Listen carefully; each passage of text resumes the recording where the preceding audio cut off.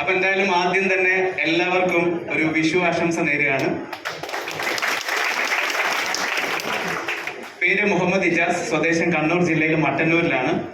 ഈ ഒരു മഹത്തായ ബിസിനസ്സിലെത്തിയിട്ട് 7 വർഷം കഴിഞ്ഞു. കുറച്ച് മുന്നേ സംസാരിച്ചിട്ട് ഒരു വ്യക്തി പോയിട്ടുണ്ടായിരുന്നില്ലേ, മോനെ വേണ്ടെന്ന് പറഞ്ഞത് ഞാനാണ്.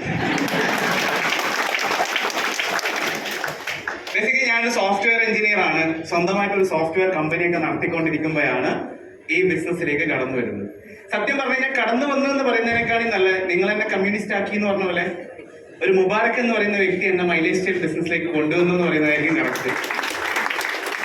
ഒരു ചെറിയ ചോദ്യം, പ്രശ്നമില്ലല്ലോ?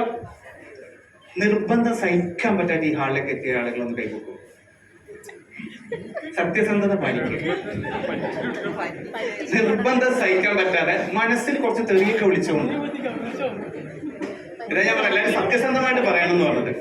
കാരണം നിങ്ങൾക്കായിരിക്കും എന്നെ ഏറ്റവും കൂടുതൽ മനസ്സിലാക്കുക. കാരണം ഞാൻ സത്യത്തിൽ മൈലേജ് സ്റ്റൈലിലേക്ക് വരുന്നത് ബിസിനസ് കണ്ട് ഓടിക്കഴിഞ്ഞ് ചാടി കയറിയൊന്നുമല്ല. 2 പ്രൊഡക്റ്റിന്റെ കസ്റ്റമർ ആയിരുന്നു.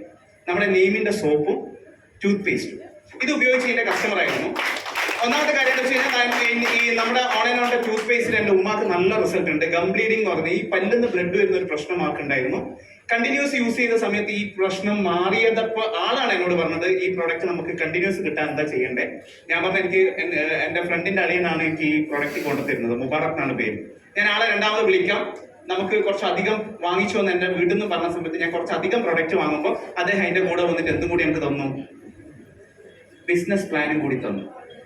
സത്യം പറഞ്ഞു കഴിഞ്ഞാൽ ഞാൻ വളരെ ഓപ്പൺ ആയിട്ട് പറയാം, ഇങ്ങനെയുള്ള ഒരു ബിസിനസ്സുകളോടും എനിക്ക് ഒരു വിശ്വാസമില്ല. അദ്ദേഹം എൻ്റെ മുന്നിൽ വന്നിട്ട് ഈ ബിസിനസ് പ്ലാൻ പറയുന്ന സമയത്ത് അദ്ദേഹം പറയുന്നതിനെല്ലാം ഞാൻ അദ്ദേഹത്തിനെ കളിയാക്കുന്നത് പോലെയാണ് ഞാൻ കേട്ടുന്നത്. അദ്ദേഹം ഇങ്ങനെ ഓരോ കാര്യങ്ങൾ പറയുമ്പോൾ, കാരണം എന്താ, എൻ്റെ ഉള്ളിൽ ഞാൻ ഇതുപോലുള്ള ബിസിനസ്സുകൾ ചെയ്യാൻ പോകുന്നില്ല എന്നുള്ളൊരു തീരുമാനമുണ്ട്. എനിക്ക് വിശ്വാസക്കുറവുണ്ട് സത്യമായിട്ട് പറഞ്ഞു കഴിഞ്ഞാൽ. കാരണം ഒരുപാട് മുൻധാരണകൾ എനിക്കുണ്ട്.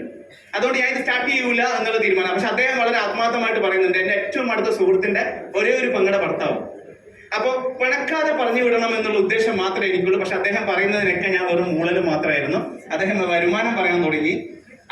10,000 മാച്ച് ചെയ്താൽ 1,200 രൂപ